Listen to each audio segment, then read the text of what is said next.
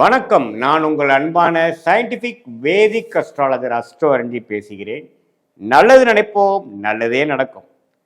இப்போ இந்த வீடியோவில் நம்ம என்ன பார்க்க போறோம்னா, மிதுன ராசிக்காரர்களுக்கு பிப்ரவரி 2026 எத்தகைய ஒரு மாதமாக இருக்க போகுதுங்கிறது நம்ம அறிவியல் சார்ந்த முறையில் எதையும் மிகைப்படுத்தாமல் உள்ளது உள்ளவாறு மூட நம்பிக்கையில் போகாமல் பரிகாரங்கள் அது மாதிரி விஷயத்துக்கு போகாமல் நம்ம பார்க்க போகிறோம். சயின்டிஃபிக் வேதிக் அஸ்ட்ராலஜி முறையில் பார்க்க போகிறோம். இப்போ கோச்சார் அமைப்பில் மிதுன ராசிக்காரர்களுக்கு எப்படி இருக்குன்னு பார்த்தீங்கன்னா, 8ஆம் இடத்துல பிப்ரவரி மாதம் பிறக்கும் பொழுதே 8ஆம் இடத்துல உங்களுக்கு செவ்வாய், புதன், சுக்கிரன், சூரியன்லாம் இருக்கிறார். ஆனால் பிப்ரவரி முதல் வாரத்துக்கு அப்புறம் பார்த்தீங்கன்னா புதன், சுக்கிரன், பிப்ரவரி 2வது வாரம் சூரியன், அதுக்கப்புறம் செவ்வாய், எல்லாமே 8ல் இருக்கக்கூடிய கிரகங்கள் எல்லாமே 9க்கு போய் குருவின் பார்வை பெறுகிறார்.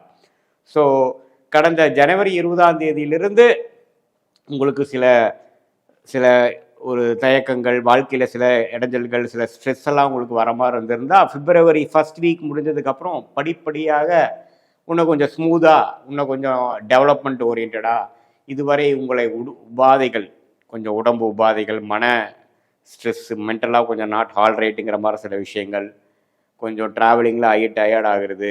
ஸோ அது மாதிரி 8ஆம் வீட்டு பலன்களை கொடுத்து கொண்டு இருக்கக்கூடிய இந்த கிரகங்கள் பிப்ரவரி முதல் வாரத்துக்கு அப்புறம் படிப்படியாக யோகமான பலன்களை கொடுக்கக்கூடிய அமைப்பு இருக்குது. ஏன்னா ராசிக்குள்ள குரு இருக்கிறார், 10ஆம் இடத்துல சனி இருந்து தொழில் வேலையில் பயங்கரமான ஒரு முன்னேற்றத்தையும் ஃபோக்கஸையும் கொடுத்துட்ருக்கிறார் சனி. அதே சமயத்தில் 9ஆம் இடத்துல ராகுவும் 3ஆம் இடத்துல கேதுவும் இருந்து நல்ல பலன்களை கொடுத்து கொண்டிருக்கிறார். ஸோ இதில் ஒரே விஷயம் என்னன்னா, தகப்பனார் விஷயங்களுக்கு கொஞ்சம் சில பிரச்சனைகள், சில உடல் உபாதைகள், தாயாருக்கும் சில உடல் உபாதைகள் வரலாம். அவங்களுக்கு சில தோஷங்களை கொடுத்து ஜாதகருக்கு மிதுனராசிக்காரர்களுக்கு நல்ல யோகத்தை கொடுக்கக்கூடிய அமைப்பு பிப்ரவரி மாதம் உண்டுங்க.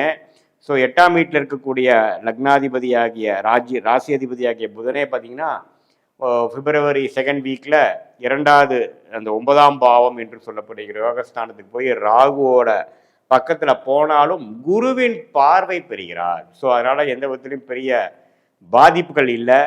ஸோ பிப்ரவரி கடைசி 2 வாரத்தில் சில சில அசௌரியங்கள் மிதுனராசிக்காரர்களுக்கு நடந்திருந்தாலும் படிப்படியாக பிப்ரவரி மாதம் நல்ல ஒரு பலன்களை கொடுக்கக்கூடிய அமைப்பு. கடந்த 6 மாதமாகவே தொழில் மேன்மை, உத்தியோக மேன்மை பெறக்கூடிய அமைப்பு கொடுத்துட்டு இருக்கிறார் மிதுன ராசிக்காரர்களுக்கு. ஏன்னா மிதுனம் 10ஆம் இடத்துல சனி இருக்கிறது பார்த்தீங்கன்னா, என்னதான் சில பெற்றோர்கள் ரிலேட்டடான விஷயத்தில் சங்கடங்களை கொடுத்தாலும் தொழில் வேலையில் முன்னேற்றத்தை கொடுக்கக்கூடிய அமைப்புகள் கண்டிப்பாக உண்டு. ஸோ அதனால் இந்த வாய்ப்பை நீங்கள் யூஸ் பண்ணிக்கணும். தவறுகள் இல்லை. உடல் உபாதைகள் இருந்ததுன்னா பிப்ரவரி செகண்ட் வீக்லேருந்து ஓரளவுக்கு படிப்படியாக சரியாகி தூக்கம் இன்மை, தூக்கம் கொஞ்சம் அப்பப்போ அப்செட் ஆகுது, உடம்பு கொஞ்சம் சரியில்லை, நம்ம கண்ட்ரோலுக்கு வர மாட்டேங்குதுங்கிற ஒரு பிப்ரவரி மாதம் பொங்கலுக்கு அப்புறம் வரக்கூடிய சில ஒரு மாதிரியான சுமாரான பலாபலன்கள் நீங்கி நல்ல பலன்களை நோக்கி போகக்கூடிய அற்புதமான ஒரு மாதமாக பிப்ரவரி மாதம் இருக்குங்க. குருவின் பார்வையில் ராசி அதிபதி போகிறார், சுக்கிரன் போகிறார், அதே சமயத்தில் செவ்வாய், எல்லா கிரகமும் போகும்பொழுது ஓரளவுக்கு ஸ்மூத்தாக போகக்கூடிய அமைப்புகள் கண்டிப்பாக உண்டு. அதே சமயத்தில் ராசிக்குள்ளேயே குரு இருந்து நல்லாவே ஒரு ஒழுக்கம், இதுவரை நீங்கள் கொஞ்சம் அப்படி இப்படி இருந்திருந்தாலும் இப்போ ஒழுக்கத்தை நோக்கி போகக்கூடிய அமைப்பு, கொஞ்சம் தெளிவாக யோசிக்கிறோம், யாரோ சொன்னாங்கன்னா கேட்குறோம், எல்லாமே போன காலத்தில் பிற்காலத்தில் நம்ம என்னென்ன மாதிரி ஒரு இறந்த காலத்தில் நம்ம செய்தோமோ சில தவறுகளை செய்ததெல்லாம் இப்போ நல்லாவே உங்களுக்கு பல்ப் போட்டு தெரியும். ஏன்னா ஒரு சுபகிரகமாகிய குரு ராசிக்குள்ளே போயிட்டாருன்னா மைண்டு தெளிவாகும். நம்ம முதல்ல இருந்த கொஞ்சம் லேசியான ஹேபிட்ஸு, தேவையில்லாத ஒரு பழக்க வழக்கங்களாக நீங்கி ஓரளவுக்கு தெளிவை நோக்கி போய்கொண்டிருக்கக்கூடிய மிதுன ராசிக்காரர்கள் பிப்ரவரி மாதம் மேலும் சில மேன்மைகளும் சில யோகங்களும் பெற்று சில வண்டி வாகனம் வாங்குறது, சில இடங்கள் வாங்குறது, சில ஒரு இடத்தை கொடுத்து இன்னொரு இடம் வாங்குறது,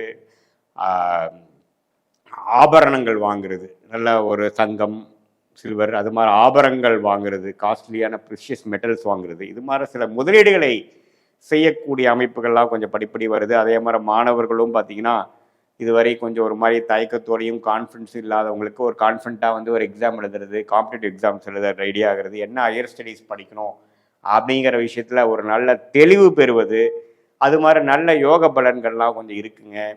அதே சமயத்தில் சுக்கிரனை குரு பார்க்கறதுனால இந்த மீடியா துறையில் கலைத்துறையில் இருக்கிறவங்களுக்கெல்லாம் கொஞ்சம் நல்ல முன்னேற்றங்கள் உண்டு. கொஞ்சம் இதுவரை கொஞ்சம் அலைச்சல்கள் நிறையா ட்ராவலிங் வீண் செலவுகள்லாம் போயிட்டு இருக்கிறவங்களுக்கு இப்போ கொஞ்சம் நிம்மதி பெருமூச்சு பெறக்கூடிய ஒரு நல்ல அமைப்புகள் உண்டு. ஸோ நல்ல ஒரு குருவின் பார்வையிலேயே ராசி அதிபதி வந்துட்டாருன்னா பரவாயில்லை. அதே சமயத்தில் ராகுவோட சேர்ந்துருக்கிறதுனால கொஞ்சம் மென்டல் அபரேஷன் டென்ஷன்லாம் கொஞ்சம் வரும். ஸோ கொஞ்சம் யோகா முறை மெடிடேஷன் முறையெல்லாம் கொஞ்சம் செய்து கொண்டு நம்ம மன அழுத்தத்துக்குள் போகாமல் ஸ்மூத்தாக பொறுமையாக போகும் பொழுது நல்லாவே இந்த பிப்ரவரி மாதம் வந்து மிதுன ராசிக்காரர்களுக்கு அவங்கவுங்களுக்கு நடக்கக்கூடிய தசாபுக்திகளுக்கு ஏற்ற ஒரு நல்ல சப்போர்ட்டிவான ப்ரொடக்டிவான ஒரு உபயோகமான ஒரு மாதமாக குறிப்பாக 2வது வாரத்திலிருந்து மாற்றங்கள் 8ஆம் வீட்டில் இருக்கக்கூடிய கிரகங்கள்லாம் 9ஆம் வீட்டுக்கு போகக்கூடிய அமைப்புகள் நன்றாக இருக்குதுங்கிறது நம்ம தெரிஞ்சுக்கணும். இது வந்து ஒரு பொதுவான பலனை தவிர உங்களுடைய பிறந்த தேதி பிறந்த நேரம் பிறந்த உரை வைத்து வரக்கூடிய ஜென்ம ஜாதகம் எப்படி இருக்கு, எந்த லக்னத்தில் பிறந்தீங்க, அந்த லக்னத்துக்கு ஏற்ற நல்ல யோகமான தசாபுக்திகள் போய்கொண்டு இருக்கிறதா அல்லது அவர் கொஞ்சம் சரியில்லாமல் போயிட்டு இருக்காரா. நான் சொன்ன இப்போ யோக பலன்கள்லாம் இன்னுமே தூக்கலாக நடக்கிற மாதிரி தசாபுக்திகள் போயிட்டு கொண்டு இருக்கிறதா இல்லை கொஞ்சம் டிலே ஆகிற மாதிரி விஷயங்களா இருக்காங்கிறது உங்களுடைய ஜென்ம ஜாதகத்தை பார்க்கும் பொழுது உண்மையே துல்லியமான பலன்கள் அறிவியல் சார்ந்த முறையில் எதையுமே மிகைப்படுத்தாமல் உள்ளது உள்ளவாறு நம்மளால் சொல்ல முடியும் அப்படிங்கிறத நீங்கள் தெரிஞ்சுக்கணும். அதுக்கு வந்து பார்த்தீங்கன்னா உங்களுடைய date of birth, time of birth, place of birth வேணும். நீங்கள் எந்த லக்னத்தில் பிறந்தீங்க அதை வைத்து எந்தெந்த கிரகங்கள் எது மாதிரி அமைப்பு உங்கள் ஜாதகத்தில் இருக்குது, என்ன தசைகள் போகுதுங்கிறத வைத்து இப்போ நம்ம பேசின கோச்சார அமைப்பையும் ஒரு சேர்த்து வைத்து நாம் பார்க்கும் பொழுது எது மாதிரி அமைப்புகள் போய்கொண்டு இருக்கிறது, எந்த நேரத்தில் எது செய்யலாம், கல்யாணம் செய்வதற்கு எந்த நேரம், ஏர்லி மேரேஜா லேட் மேரேஜா, நமக்கு வந்து காதல் திருமணமா அரேஞ்ச் மேரேஜா, அதே சமயத்தில் குழந்தைகள் பேர் எப்போ, வெளிநாடு வாய்ப்புகள் எப்போ, நம்மளோட பிராப்தங்கள் எப்படி இருக்குது, தொழிலா வேலையா, உடல்நல கோளாறு எப்போ சரியாகும், எப்போ நம்ம வந்து நமக்கு நடக்கக்கூடிய போஸ்டிங் கிடைக்கும், சேஞ்சஸ் கிடைக்கும், எப்போ நம்ம முன்னேற்ற பாதைக்குள்ளே போவோம், எப்போ கடனை அடைப்போம், அது மாதிரி ஒரு விஷயங்கள்லாம் நம்மளுடைய தசா புக்தி அந்தரம் சூக்ஷமும் பிரகாரம் எந்தெந்த கிரகங்கள் எந்தெந்த பாவத்தில் இருக்குது, எந்தெந்த நட்சத்திரத்தில் இருக்குது, எந்த ஆதிபத்தியம் எப்போ செய்ய போகுதுங்கிறதெல்லாம் துல்லியமாக அறிவியல் சார்ந்த முறையில் சயின்டிஃபிக் வேதிக் அஸ்ட்ராலஜி முறையில் நம்ம பார்த்து மாதபலனாகிய கோச்சார் அமைப்பையும் தசாபுக்தி அமைப்பும் ஒருங்கிணைத்து பார்க்கும் பொழுது எந்த நேரத்தில் எது செய்யலாம், நம்மளுடைய டைம்லைன்ஸ் என்ன, நம்மளுடைய பிராப்தம் என்ன, நம்ம கர்மா என்ன சொல்லுது, எது மாதிரி விஷயங்கள் நமக்கு நடக்கக்கூடியதாக காத்து கொண்டிருக்கிறது, எது மாதிரி விஷயங்கள் நமக்கு நடப்பதற்கு வாய்ப்பு இல்லாமல் இருக்கிறது, எதை நோக்கி நம்ம போனால் எளிதில் வெற்றி பெறலாம், எதை நோக்கி நம்ம போனால் வாழ்க்கையில் நம்ம கஷ்டப்படணும், எந்த தொழில் நமக்கு நல்லா இருக்குது, எது மாதிரி ஒரு துறை நமக்கு மேன்மையாக இருக்குங்கிறதெல்லாம் தெரிந்து கொண்டு வாழ்க்கையில் தேவையற்ற பண விரயங்கள் அலைச்சல்கள்லாம் படாமல் எதிர்நீச்சல் போடாமல் நம்மளுடைய கர்மாவுக்கு பிரகாரம் நம்ம வாழ்க்கையை அமைச்சு கொண்டு வேணால் வாழ்க்கையில் எளிதில் வெற்றி பெற முடியும் என்று சொல்ல விரும்புகிறேன். மீண்டும் மற்றொரு காணொலியில் சந்திப்போம். நன்றி, வணக்கம்.